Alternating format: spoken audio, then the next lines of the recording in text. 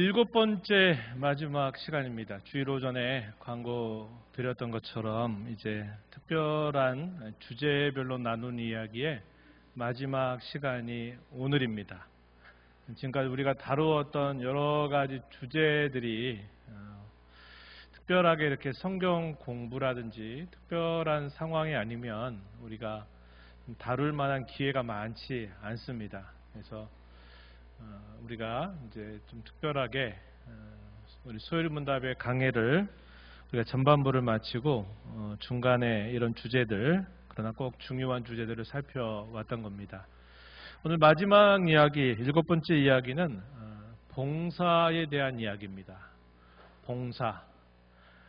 사실상 우리가 이런 내용들을 배우고 접하기 전에 여러분들께서는 신앙의 연수만큼, 횟수만큼 또 예배당의 여러 곳곳에서 또 봉사하는 일들을 감당해 오셨을 것입니다.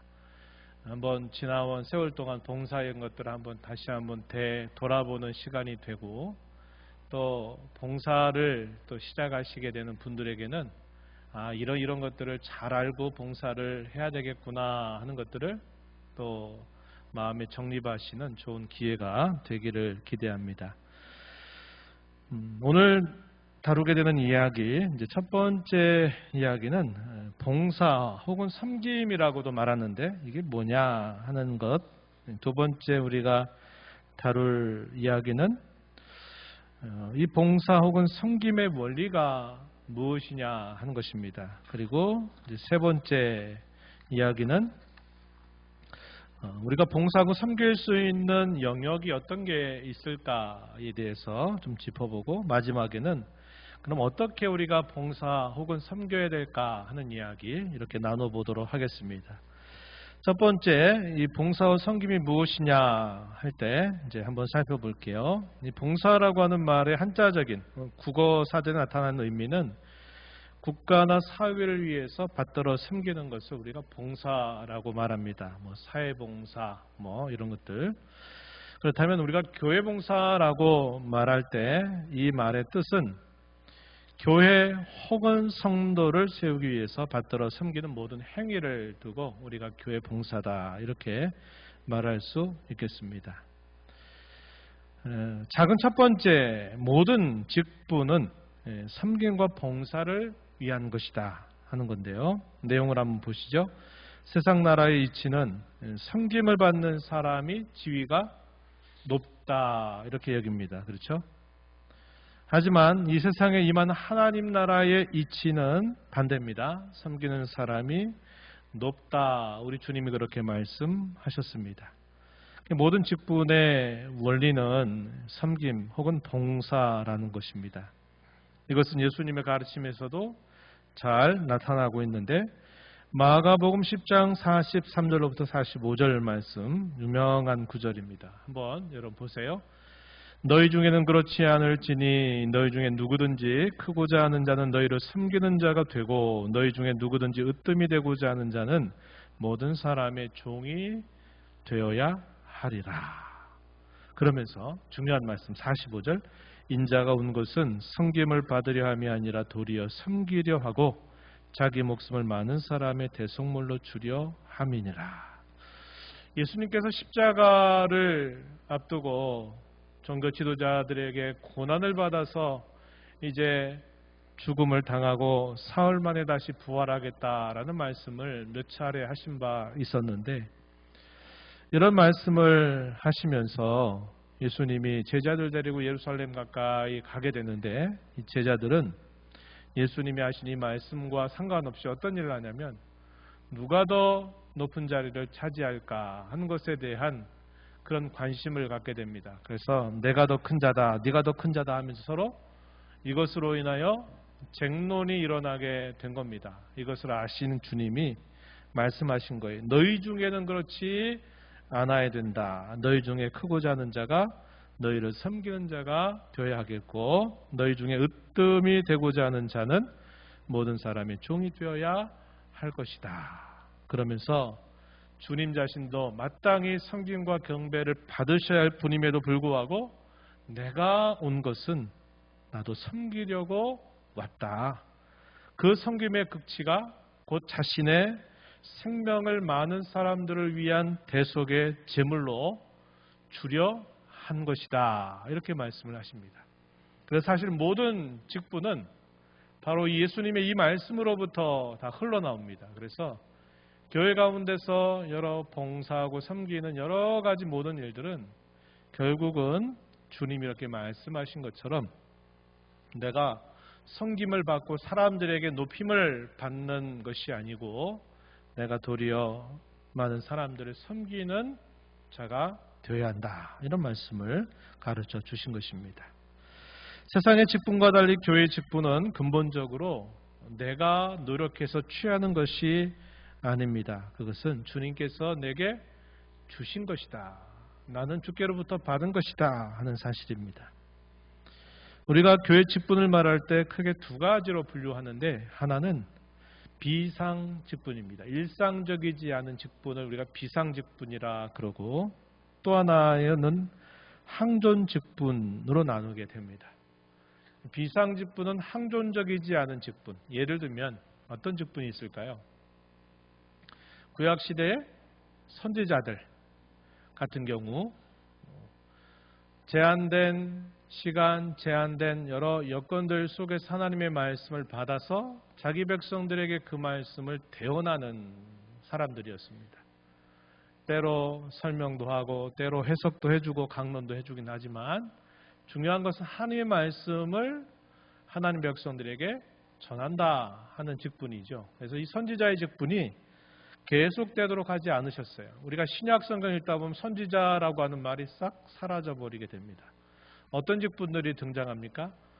예수님의 12 제자들이 사도가 돼서 사도라고 하는 직분이 생기고 또 이 사도들과 함께 복음을 전하는 동료들을 우리가 전도자 이렇게 부릅니다. 복음 전도자 이렇게 말해요. 이런 직분들도 항상 있는 직분은 아니고 특별한 제한된 목적에 따라서 비상적으로 하나님께서 주신 직분들이다 하는 겁니다. 그래서 이런 직분들이 오늘날 계속되는 것은 아니다 하는 겁니다. 소위 요즘에 신사도 운동이라고 하는 그런 불건전한 신화운동을 하는 교회들은 여전히 사도의 직분이 지금도 계속된다라고 말하면서 내가 이런 사도와 같은 역할을 하고 있다 이렇게 또 주장하는 사람들이 있어요. 그렇지 않습니다.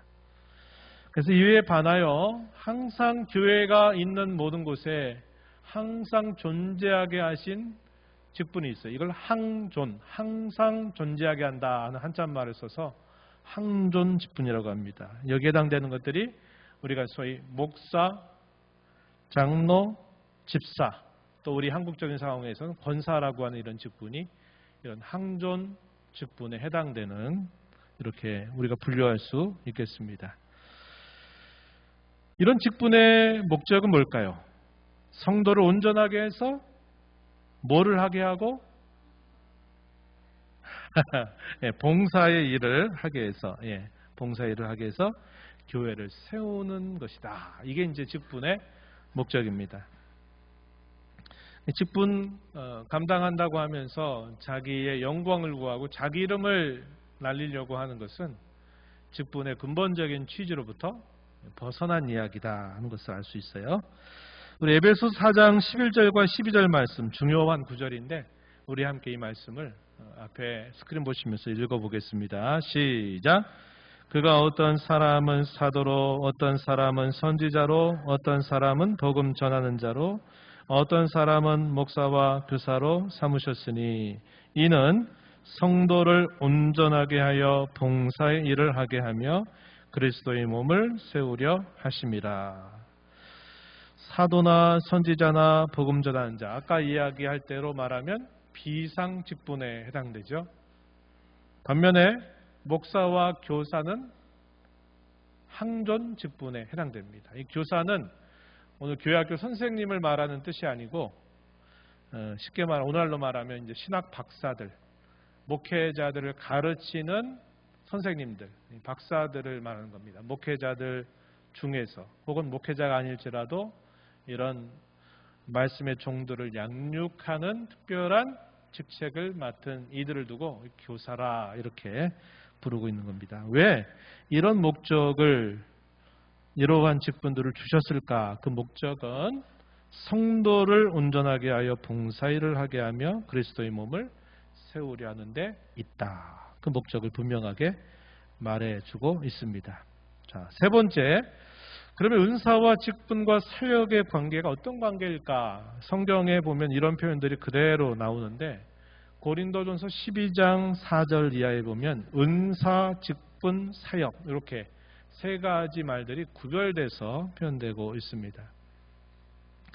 은사와 직분과 사역을 구별할 필요가 있는데요. 이 은사는 주님께서 각 신자에게 나누어 주신 선물을 뜻합니다. 구원받은 신자에게 무엇인가를 하도록, 섬기고 봉사하도록 모든 신자들에게 나누어 주신 선물, 이걸 우리가 은사다 이렇게 볼 수 있겠고, 직분은 교회 안에서 맡은 직무를 담당하는 것, 이제 직무를 맡는 것, 우리가 이런 것을 그냥 직분이다 이렇게 말하고, 사역은 뭐냐? 맡은 직무를 이 모양 저 모양으로 감당하는 것을 우리가 사역이다 이렇게 말할 수 있습니다. 역시 이 세 가지 모든 것들의 목적 역시 교회 혹은 성도의 덕을 위한 것이다 한 겁니다. 고린도서 12장 4절로부터 7절 말씀 한번 유심히 보세요. 은사는 여러 가지나 뭐는 같고 성령은 같고, 직분은 여러 가지나 뭐는 같고 주는 같으며, 또 사역은 여러 가지나 모든 것을 모든 사람 가운데서 이루시는 무엇은 하나님은 같으니, 각 사람에게 성령을 나타내심은 유익하게 하려 하십니다. 유익하게 하려 합니다. 덕을 세운다, 유익하게 한다, 그리스도의 몸을 세운다, 다 같은 의미를 표현하고 있는 말들입니다. 은사가 하나가 아니라 여러 가지라고 말하고, 직분도 하나만 있는 게 아니라 여러 가지고, 사역도 여러 가지가 있지만 중요한 표현, 성령은 같고 주 예수 그리스도 주님은 같고 또 이루시는 하나님은 같다. 그래서 우리가 잘 아는 대로 성부와 성자와 성령 하나님의 삼위일체 되심처럼 이런 모든 것들이 하나님 안에서 통일을 이루고 있다는 것을 말해줍니다. 하나의 공통된 목적이라고 말하면 결국 유익이다. 교회의 덕을 세우고 그리스도의 몸을 더 건강하게 세우는 데 그 목적이 있다라는 겁니다. 근데 우리가 잘 아는 바와 같이 고린도 교회는 은사도 많고 사역과 또 직분들이 다 있음에도 불구하고 교회가 이렇게 덕을 세우지 못하고 자기 이름을 내는데 굉장히 바빴다는 말이죠. 그래가지고 교회 내에 또 작은 교회라고 하는 모임이 만들어졌다 그랬어요. 제가 지난번에 그런 말씀드렸죠. 성도의 교제에 있어서 방해물이 있는데 그 방해물 중에 하나가 뭐냐면 교회 안에 또 작은 교회를 만들어가지고 거기서 소속해서 거기서만 신앙생활하는 태도, 이것은 바람직하지 않다는 겁니다. 이게 무슨 말이냐면 성은교회 이렇게 우리가 성은교회로 함께 모였는데 이 모임 중에 항상 내가 이야기하고 항상 만나고 항상 같이 하는 사람이 딱 정해져 있어요. 몇 사람. 이렇게만 해서 교제권을 항상 이렇게 좁게만 몇몇 사람들만 서로 마음이 통하고 유유상종처럼 그렇게 관심과 여러 모습이 같은 사람들만 몇몇만 이렇게 어우러져서 마치 그게 내 교회 전부인 것처럼 하는 것은 성도의 교제의 방해물이다. 고린도 교회가 이렇게 은사가 풍부했고 여러 가지 많은 것들을 받았음에도 불구하고 이 고린도 교회는 분파주의라고 하는 그 어려움을 분파주의로 극복하지 못했어요. 그래서 파당별로 사람들이 모이는 겁니다. 교회 안에 또 하나의 작은 교회를 만들어서 자기들끼리 모임을 가지면서 서로 견제하고 누가 더 낫네 누가 더 낫네 이렇게 막 분열하고 있는 모습이었다는 거죠. 바울 사도는 그러한 교회를 향해서 아직 어린아이와 같은 교회다. 이렇게 안타까운 마음으로 그들에게 말했던 것을 우리가 떠올릴 필요가 있는 겁니다. 은사가 많고 직분을 맡고 사역을 감당하는 것 자체가 중요하다기보다 그 일들을 감당하면서 과연 무엇을 산출해냈느냐, 무엇을 남기고 있느냐가 더 중요한데, 그것이 곧 모두를 위한 덕을 세우는 일에 있어야만 된다 하는 겁니다. 내가 봉사한답시고 다른 사람들에게 계속 해치고 해치는 말들을 하게 된다면 그건 뭔가 방향이 잘못된 것입니다. 그래서 그런 부분들은 우리가 항상 주의를 기울여야 되겠다 하는 것입니다.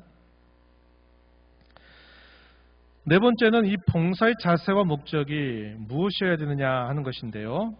이 봉사 혹은 섬김의 자세는 내 생각과 내 힘대로 해서는 안 될 일이다 하는 것입니다.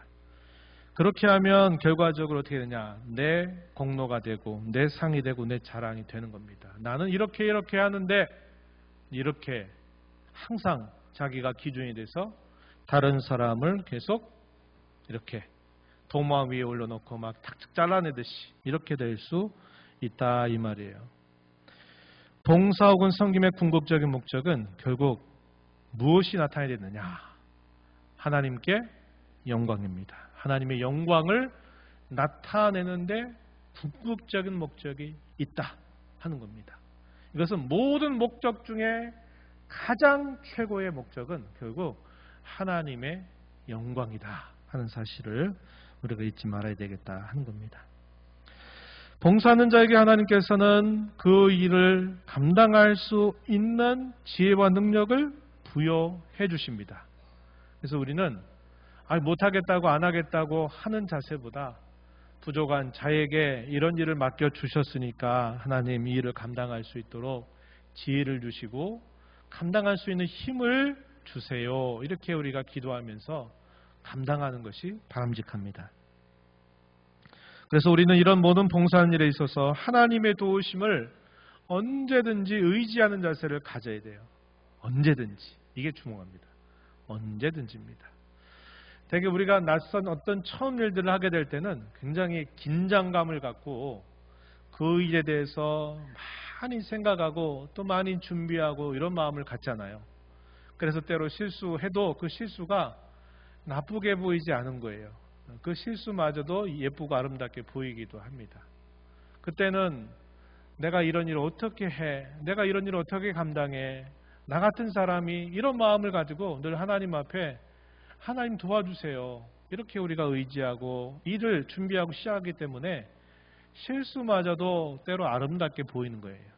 그런데 이제 그런 단계를 지나가면은 말 그대로 이제 베테랑이 막 돼보세요. 그러면 집사는 이런 일 해야 되고, 권사는 이런 일 해야 되고, 장로는 이런 일 해야 되고, 이런 일들을 어떻게 해야 되고, 그 일의 끝과 그 다음에 시작과 끝을 다 알게 되면 모든 일들이 숙달하게 되지만 그때부터 조심해야 돼요. 왜냐? 그때부터는 하나님의 도우심을 의지하는 마음을 별로 갖지 않는 겁니다. 내가 여태까지 해온 경험과 내가 쌓아둔 여태까지의 그 모든 지혜들이 있기 때문에 어떤 일을 맡기고 하더라도 그 일들을 나는 감당할 수 있다는 이런 자신감을 갖게 되는 순간부터 그게 하나님의 도우심을 의지해서 하는 자세가 아니라 내 힘과 내 노력으로 내 경험으로 그런 일들을 하게 되는 일이 따라오게 되는 겁니다. 그때부터 문제가 생겨요.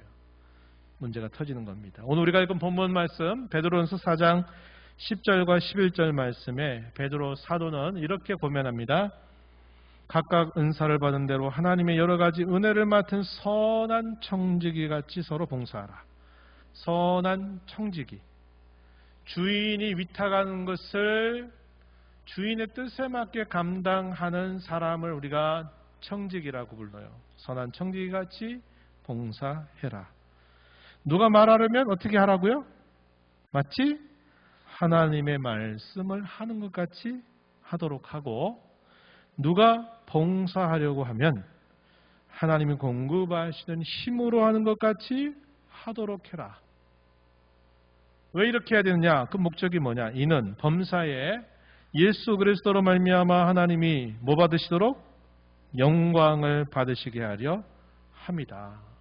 교회 봉사의 궁극적인 목적은 결국 하나님께 영광이 되도록 혹은 하나님의 영광이 나타나도록 하라는 겁니다. 그러면 내가 숨어야 되겠죠. 내가 낮추어야 되겠다 하는 것입니다. 그래서 말할 때에도 하나님 말씀을 하는 것 같이 하라 할 때는 대단히 주의 깊은 자세를 가지고 말하고 이게 하나님의 말씀에 잘 부합되는 건지 아닌지를 잘 생각해서 말하는 자세를 가져라. 봉사할 때도 내가 내 지혜와 내 힘과 경험으로 하지 말고 하나님이 공급해 주시는 그 힘을 받아서 그분이 주신 힘을 따라서 내가 이렇게 하는 것처럼 항상 이런 태도를 가져라. 그래야 그것이 하나님께 영광이 되는 일이다. 이렇게 가르쳐 주고 있는 것입니다. 그 두 번째, 이렇게 봉사 혹은 섬김의 중요한 원리가 무엇일까? 작은 첫 번째 이야기, 그리스도 안에 있는 공동체 혹은 사회라고 하는 것을 우리가 생각해야 된다 하는 겁니다. 우리가 교회를 부를 때 다르게 이렇게도 부르는 거예요. 그리스도 안에 있는 공동체 혹은 그리스도 안에 있는 사회라고도 부르곤 합니다. 교회는 봉사와 섬김을 바탕으로 세워지고 성장하는 것입니다. 우리 예수님의 섬김이 저와 여러분을 거듭나게 하고 영광스러운 지체가 되게 한 것처럼 저와 여러분의 봉사와 섬김이 교회를 세워가는 밑거름이 된다는 것을 꼭 우리가 기억해야 합니다. 주님이 섬겨주심으로 내가 거듭나고 그의 영광스러운 몸의 지체, 곧 교회의 지체가 되게 한 것처럼 저와 여러분의 섬김과 봉사를 통해서 주의 몸된 교회를 세워가는 그런 밑거름이 되도록 해야 되겠다 하는 겁니다. 교회는 그리스도 안에 있는 공동체 혹은 사회입니다. 여기에는 두 가지 특성이 주어지는데 한번 따라 볼까요? 이미, 그러나 아직. 이미와 그러나 아직이라고 하는 이 특성이 따른다는 겁니다. 하나는 이미라는 말과 또 하나는 그러나 아직이란 말인데요. 이미라고 하는 말은 우리가 그리스도 안에 있는 공동체 혹은 사회가 이미 되어 거기에 소속감을 가지고 있다고 하는 사실입니다. 그러나 아직은 온전하지 못한 공동체로 여전히 교회가 남아있기 때문에 계속 우리가 그러한 교회를 이루어 가도록 힘써야 한다 하는 사실입니다. 어떤 사람들은 교회하면 가장 아름답고 가장 거룩하고 가장 죄가 없는 것처럼 생각하죠. 그건 이상적인 교회의 모습이고 실상 우리가 이루고 있는 이 교회는 저와 여러분이 온전하지 않은 것만큼 여전히 우리가 이루는 교회 또한 온전하지 못한 것이 현실입니다. 그래서 이미 속해 있지만 아직 온전하지 못하기 때문에 계속 온전을 향해서 나아가는 자세를 가져야 된다 하는 것 우리가 꼭 잊지 말아야 됩니다. 그래서 저와 여러분의 마음속에 불쑥불쑥 이 죄와 부패한 모습이 나타나게 될 때 혹은 곁에 있는 성도에게서 혹 이런 죄와 허물의 모습이 나타나게 되면 그래, 우리는 아직 완성된 교회가 아니지. 이루어져 가야 할 교회지. 이렇게 생각하고 서로 기도하고 또 인내하고 하는 자세를 가져야 되겠다는 것입니다.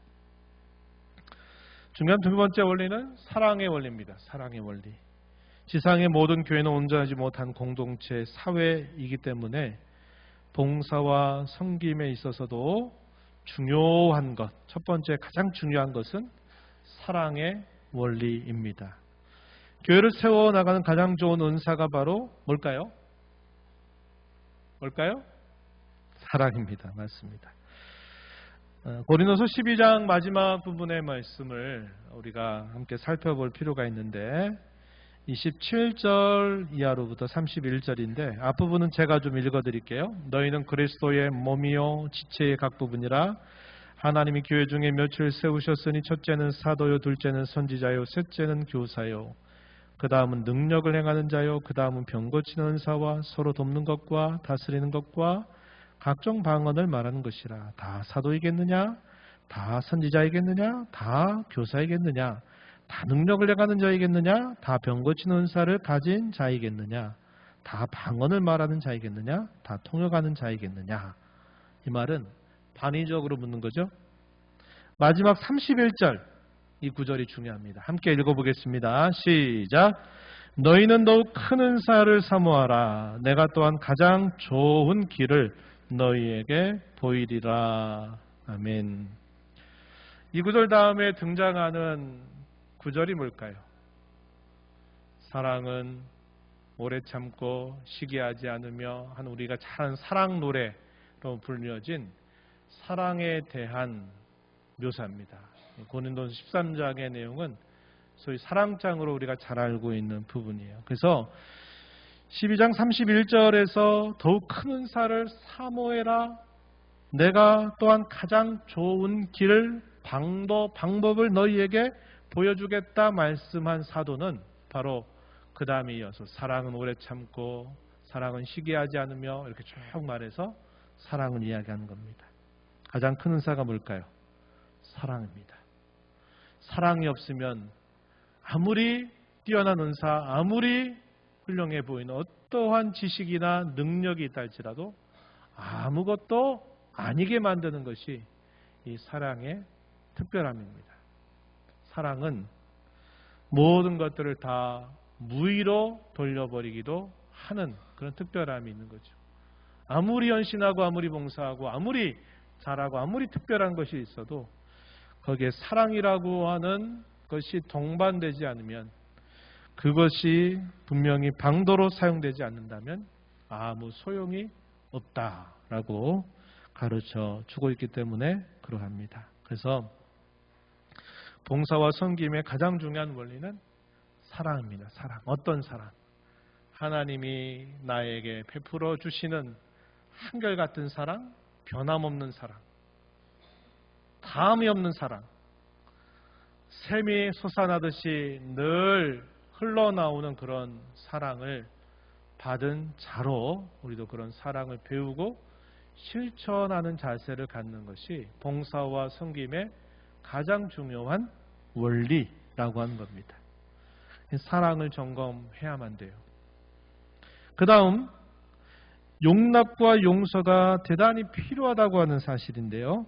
이런 사랑의 원리를 봉사 혹은 섬김에서 잘 나타내기 위해서는 용납과 용서의 자세를 꼭 가져야만 된다는 겁니다. 이것도 역시 나 자신에게서 나온 것이 아니라 하나님께로부터 받은 것을 바탕으로 나도 받은 그것으로 다른 성도를 그렇게 대하도록 노력하는 겁니다. 우리 각자는 하나님께 용납받은 자녀로서 다른 사람을 용납하고 용서받은 자녀로서 용서해야만 합니다. 우리 자신에게서 스스로 나가는 것이 아니라 우리가 받은 대로 또 우리가 그렇게 베푸는 자세를 가져야 한다 하는 거죠. 언제 용납과 용서가 필요할까요? 모든 일들이 서로 잘 조화되고 잘 균형을 이루고 모두가 다 각자 역할들을 잘할 때 용납과 용서는 필요하지 않을 수 있어요. 언제 필요할까요? 갈등이 생기고 문제가 생기고 또 여러 가지 답답한 일들이 서로 꼬이게 되는 그런 상황에 처하게 될 때, 그때 어떤 것이 절실하냐? 이 용납과 용서의 마음이 절실히 우리에게 요구된다 하는 겁니다. 그래서 이걸 꼭 우리가 늘 기억해야 돼요. 그 다음에 중요한 원리는 복종의 원리입니다. 어떤 복종이냐? 서로 복종의 원리예요. 서로 복종의 원리인데 이 복종의 원리를 우리 예수님께서 분명히 강조하시면서 가르쳐 주셨는데 에베소서 5장 21절 말씀입니다. 성경 구절을 한번 보세요. 그리스도를 경외함으로 피차 복종하라. 피차 복종하래요. 피차, 나, 너, 상대방 모두가 다 서로 복종하라는 겁니다. 그런데 중요한 원리는 뭐냐? 그리스도를 경외함으로. 이걸 이렇게도 말할 수 있을 거예요. 나와 너 사이에, 피차, 나와 너 사이에 항상 그리스도를 사이에 두고 항상 생각하는 자세를 가지라 하는 말로도 이해될 수 있는 말입니다. 남편이 아내를 대할 때 그 사이에 누구를, 그 중심에 그리스도를 두고 아내를 대하라는 것이고, 아내가 남편을 대할 때도 그 사이에 성도는 그리스도를 그 중심에 두고 남편을 대할 수 있어야 되고, 부모가 자녀를 대할 때도 역시 동일한 원리가 요구되고, 자녀가 부모를 대할 때도 역시 동일한 원리가 요구됩니다. 사회생활 가운데서 고용주가 고용인을 대하게 될 때에도 역시 동일하고, 또 고용인이 고용주를 대하게 될 때에도 역시 동일한 원리를 따라서 해야 된다. 일방적으로 한쪽에서 복종하고 한쪽에서 명령하는 자리는 결코 없다는 것을 기억해야 합니다. 세상은 다르죠. 사장이 되고 또 상사가 되면 다 말 안 듣고 다 말만 해도 되겠죠. 그러나 교회의 원리는, 하나님 나라의 원리는 어느 누구가 항상 명령하는 자리에 있는 것 아니고, 어느 누구는 항상 그 말을 들어야만 되는 자리에 있는 것이 결코 아니다 하는 것입니다. 이 원리가 대단히 중요해요. 서로 복종입니다. 그래서 나이가 많은 사람이 나이 어리다고 막 함부로 대하는 거 안 돼요. 뭐 반대의 경우도 더더군다나 안 되겠죠. 나이가 많은 분들이 좀 지혜가 모자라고 몸이 좀 이렇게 힘을 못 쓰고 그렇다 그래서 어린 사람이 나이 있는 분들을 그렇게 대해서도 결코 안 되는 것입니다.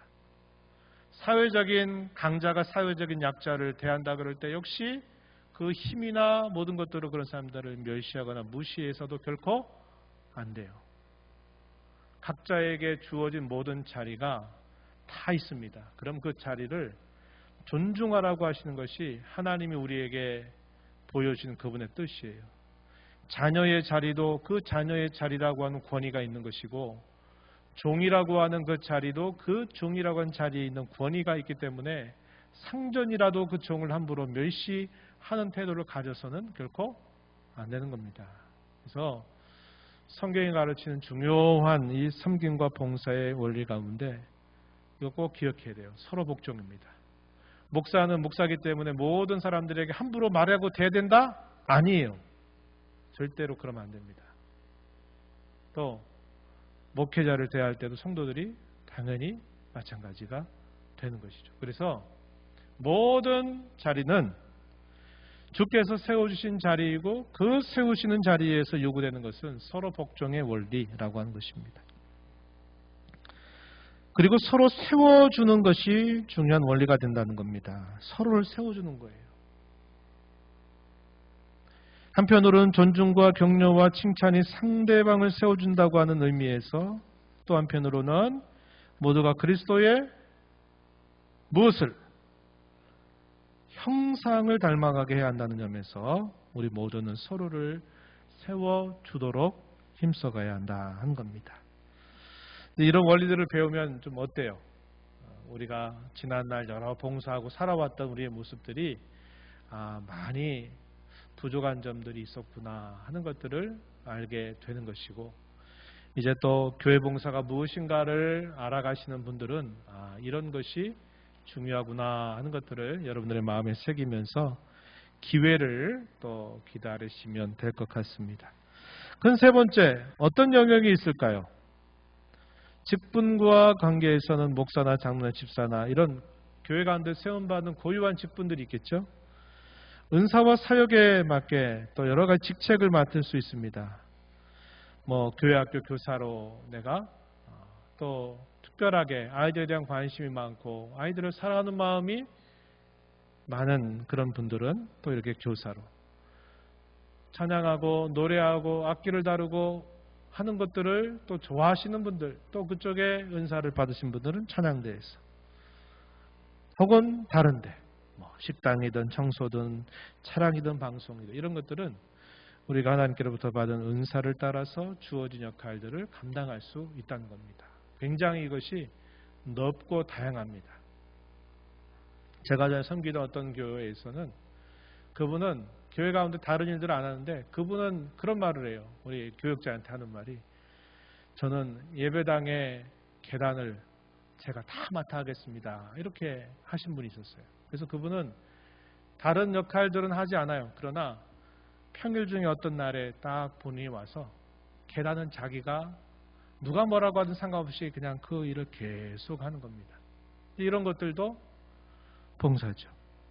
그러니까 교회 가운데 나는 어디 할 데가 없어요, 이렇게 말하는 때가 있는 곳은 아무것도 없어요. 굉장히 많습니다.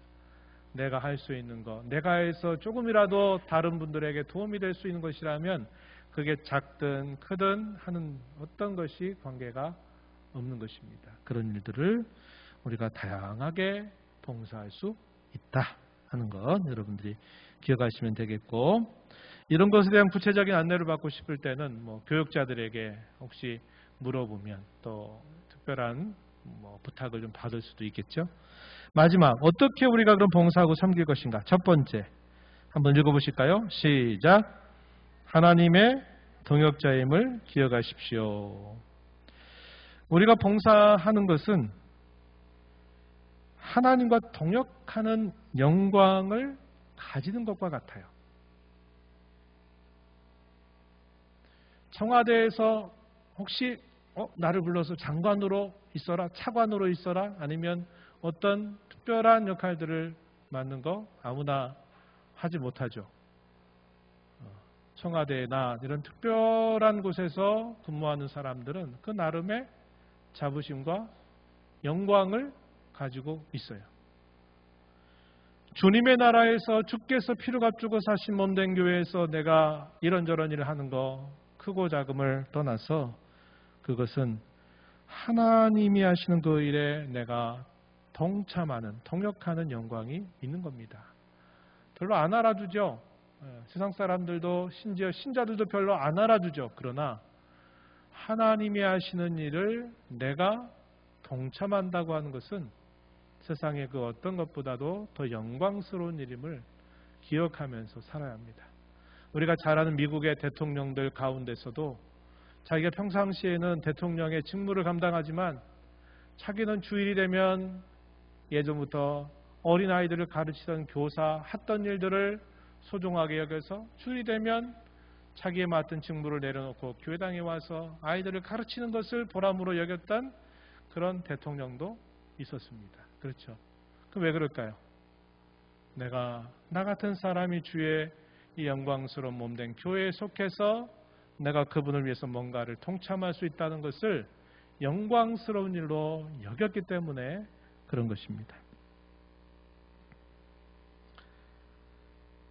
고린도서 3장 9절 말씀 한번 참고하시고요. 두 번째 한번 읽어볼까요? 먼저 봉사하고 섬길 수 있음을 감사하십시오 라는 겁니다. 먼저라는 말을 제가 표현했어요. 한번 우리가 눈여겨볼 표현입니다. 구원받은 자녀로서 하나님을 위해서 그분의 교회를 섬길 수 있는 것은 영광스러운 뭐로 여겨야 될까요? 네? 기회로 여겨야 됩니다. 늘 할 수 있는 거 아닙니다. 기회가 언제나 주어지는 것도 아닙니다. 오늘이라 일컫는 동안 내가 하나님을 섬길 수 있고 내가 조금이라도 그분의 일에 참여할 수 있는 것을 영광스러운 기회로 여기는 자세를 갖는 것이 좋습니다. 이런 마음 가지고 봉사하는 자들, 우리 하나님이 기뻐하시겠죠. 당연히 기뻐하시겠죠. 내가 그런 생각을 가지고 이렇게 하고 있구나, 기뻐하실 것입니다. 이것이 일이 돼버리면 어떤 일이 생길까요? 나는 하는데 왜 너는 안 해? 나는 이렇게 하는데 너는 왜 아무것도 안 해? 이런 식이 이제 되게 되면 이제 본래 의미로부터 많이 이렇게 떠나버리는 꼴이 될 수 있는 겁니다. 그래서 우리가 주어진 한평생의 삶 속에 우리에게 주어진 시간은 다 다를 겁니다.